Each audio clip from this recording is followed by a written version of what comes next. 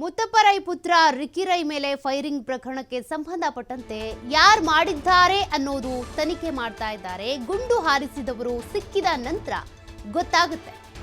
ರಾಕೇಶ್ ಮಲ್ಲಿ ಭಾಗಿಯಾಗಿರುವ ಬಗ್ಗೆ ಗೊತ್ತಿಲ್ಲ. ಬೆಂಗಳೂರಿನಲ್ಲಿ ಗೃಹ ಸಚಿವ ಡಾಕ್ಟರ್ ಜಿ ಪರಮೇಶ್ವರ್ ಅವರ ರಿಯಾಕ್ಷನ್ ಇದು.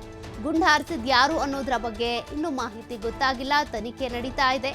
ಇನ್ನು ರಾಕೇಶ್ ಮಲ್ಲಿ ಭಾಗಿಯಾಗಿದ್ರಾ ಇಲ್ವಾ ಅದ್ರ ಬಗ್ಗೆ ಕೂಡ ಗೊತ್ತಿಲ್ಲ. ಸದ್ಯಕ್ಕೆ ಏನು FIR ದಾಖಲಾಗಿದೆಯಲ್ಲ, ತನಿಖೆ ನಡೀತಾ ಇದೆ. ಪೊಲೀಸರಿಂದ ಮಾಹಿತಿ ಗೊತ್ತಾಗುತ್ತೆ. ಏನೇನು ಪ್ರೊಸೀಜರ್ ಇದೆ ಅದನ್ನೆಲ್ಲರೂ ಕೂಡ ಅವ್ರು ಮಾಡ್ತಾ ಇದ್ದಾರೆ ಪೊಲೀಸರು. ಇನ್ನೂ ಅದ್ರ ಬಗ್ಗೆ ಏನು ಮಾಹಿತಿ ಗೊತ್ತಾಗಿಲ್ಲ.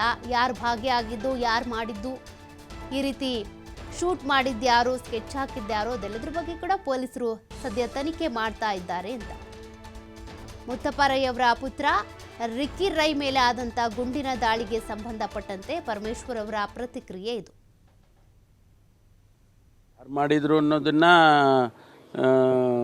ಇನ್ವೆಸ್ಟಿಗೇಟ್ ಮಾಡ್ತಾ ಇದ್ದಾರೆ. ಅವರು ಯಾರು ಸಿಕ್ಕಿದ ಮೇಲೆ ಗೊತ್ತಾಗ್ತದೆ ವಿಷಯಗಳು. ಯಾಕೆಂದರೆ ಈಗಲೇ ಸ್ಪೆಕ್ಯುಲೇಟ್ ಮಾಡೋದು ಭಾಳ ಕಷ್ಟ. ಇಂಥದ್ರಲ್ಲೆಲ್ಲ ಸ್ಪೆಕ್ಯುಲೇಟ್ ಮಾಡೋದು ಭಾಳ ಕಷ್ಟ. ಅವರು ಯಾರು ಆ ರೀತಿ ಮಾಡಿದ್ದಾರೆ, ಗುಂಡು ಹಾರಿಸಿದ್ದಾರೆ, ಅವ್ರನ್ನ ಹಿಡಿದ ಮೇಲೆ ಸತ್ಯಾಂಶ ಹೊರಗಡೆ ಬರುತ್ತೆ. ಕಾಂಗ್ರೆಸ್ನ ಇಂಟೆಕ್ ಅಧ್ಯಕ್ಷರಾಗಿದ್ದಂಥವ್ರು ರಾಕೇಶ್ ಮಲ್ಲಿ ಸರ್, ಅವ್ರ ಮೇಲೂ ಕೂಡ ದೂರು ಕೂಡ ದಾಖಲಾಗಿದೆ. ಗೊತ್ತಿಲ್ಲ ನನಗೆ. ವಿಷಯಗಳು ಎಲ್ಲ ಬಂದ ಮೇಲೆ ಪೂರ್ತಿ ಸಂಪೂರ್ಣವಾಗಿ ತಿಳ್ಕೊಂಡು ಹೇಳ್ಬೋದು. ಅಲ್ಲ, ಈಗ ಯಾರು ಮಾಡಿದರು ಅನ್ನೋದನ್ನು